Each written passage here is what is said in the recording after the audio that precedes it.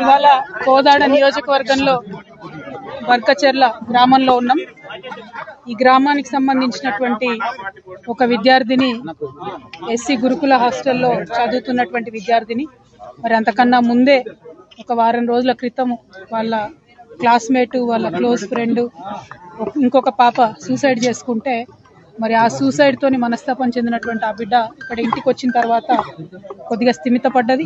కానీ మళ్ళీ వెంటనే అధికారులు ఎగ్జామ్స్ ఉన్నాయి, మళ్ళీ మీరు రావాలి స్కూల్కి అనగానే మనాది పెట్టుకున్నటువంటి ఆ పాప మరి ఇక్కడ ఇంటి దగ్గరే సూసైడ్ చేసుకొని చనిపోవడం జరిగింది. చాలా బాధాకరం. ఇటువంటి సంఘటనే గత 2 వారాల క్రితం భువనగిరిలో బీసీ హాస్టల్లో 2 ఆడపిల్లలు సూసైడ్ చేసుకోవడం చనిపోవడం జరిగింది. మరి వాళ్ళ ఇమాంపేటకు సంబంధించినటువంటి ఎస్సీ గురుకుల హాస్టల్లో మరొక 2 ఆడపిల్లలు ఇలా చనిపోవడం అన్నది నిజంగా బాధాకరం. ప్రభుత్వాన్ని చేతులు జోడించి విజ్ఞప్తి చేస్తూ ఉన్నాం, కొంచెం రివ్యూ చేయండి ఏం జరుగుతుంది. 10th క్లాస్ పిల్లలు మరి ముఖ్యంగా ఎగ్జామ్స్ టెన్షన్లో ఉన్నారా, ఎందుకు ఇట్లా జరుగుతుందనే విషయాన్ని దయచేసి ఆలోచన చేయండి. లక్షలాది మంది పిల్లల్ని గురుకులాలు పెట్టి మనం ఇలా గురుకులాల్లోకి తీసుకొచ్చినాం. మరి ఇట్లాంటి సంఘటనలు వరుసగా జరుగుతూ ఉంటే మరీ ముఖ్యంగా ఆడపిల్లలు చాలా సెన్సిటివ్గా ఉంటారు కాబట్టి వారు ప్రాణాలు తీసుకునే స్థాయికి వారిని మనం ఎందుకు ప్రెషర్ చేస్తూ ఉన్నాం.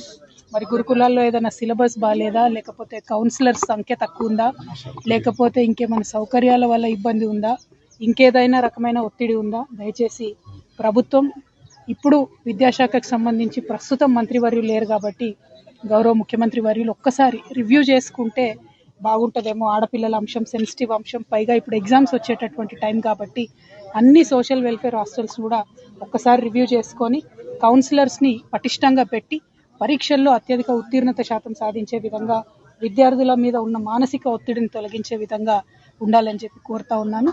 అదేవిధంగా బర్కచెర్ల గ్రామస్తులందరికీ కూడా తెలియజేస్తూ ఉన్నాము, మరి ఈ బిడ్డ కుటుంబానికి బీఆర్ఎస్ పార్టీ తరఫున మేమందరం కూడా అండగా నిలబడతాం, వారికి ధైర్యాన్ని ఇస్తాం. అనాథగా మిగిలిపోయినటువంటి వారి తల్లిగారికి మేమందరం కూడా మనస్ఫూర్తిగా అండగా ఉంటామని తెలియజేస్తూ, వారి కుటుంబానికి బర్కచెర్ల గ్రామస్తులందరికీ కూడా తీవ్ర సంతాపాన్ని తెలియజేస్తూ మరొకసారి ప్రభుత్వాన్ని రిక్వెస్ట్ చేస్తూ ఉన్నాం. ఇది డిమాండ్ కాదు, పరీక్షల సమయం, పిల్లలందరూ కూడా ఒత్తిడిలో ఉండేటటువంటి సమయం. ఆడపిల్లలు మగపిల్లలు అన్ని హాస్టళ్లలో కూడా దయచేసి కౌన్సిలర్స్ సరిగ్గా ఉండే విధంగా గౌరవ ముఖ్యమంత్రి గారు తక్షణమే ఒకసారి రివ్యూ పెట్టవలసిందిగా రిక్వెస్ట్ చేస్తా ఉన్నాం. Thank you. జై తెలంగాణ.